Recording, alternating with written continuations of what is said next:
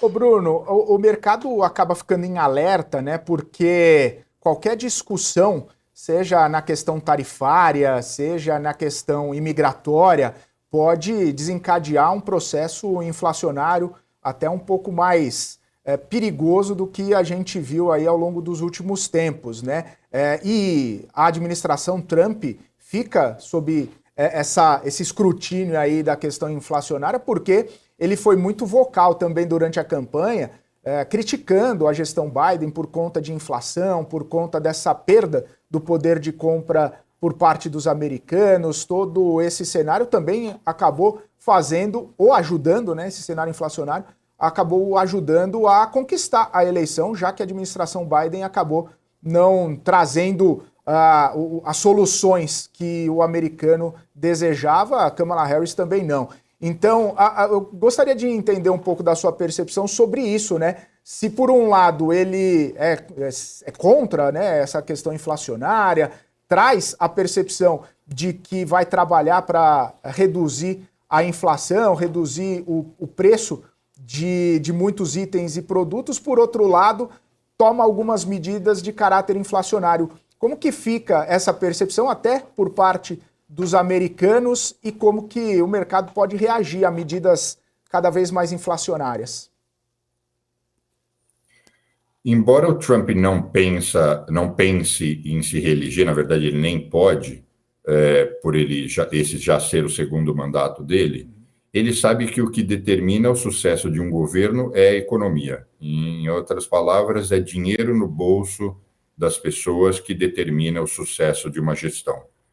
Então, a gente tem esse receio de imigração e tarifas, mas se a gente colocar isso de um lado e avaliar do outro, o time que ele está formando para a gestão econômica são pessoas competentes, de uma certa forma equilibradas, conscienciosas e que pensam muito na eficiência do governo no sentido de não se gastar exageradamente e de se tomar cuidado com as premissas.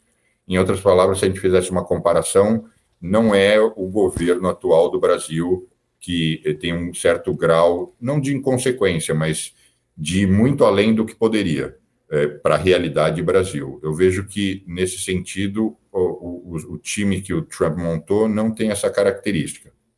Quando a gente fala das tarifas, se de fato ele tarifasse tudo 10% e os produtos da China em 60%, poderia ou certamente iria gerar um processo inflacionário.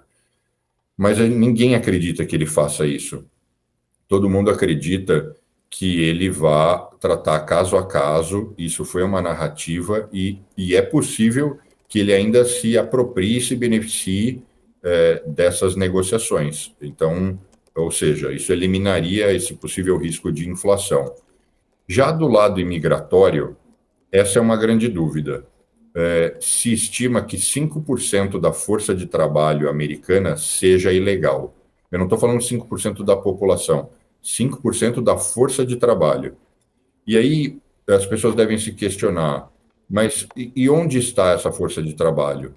Não está no sistema financeiro aqui em Nova York, não está na indústria do petróleo no Texas. Essa força de trabalho é o entregador, que aqui por nós não termos motoboy, é o entregador do Uber Eats ou dessas marcas que circulam de bicicleta aqui ou em outros lugares.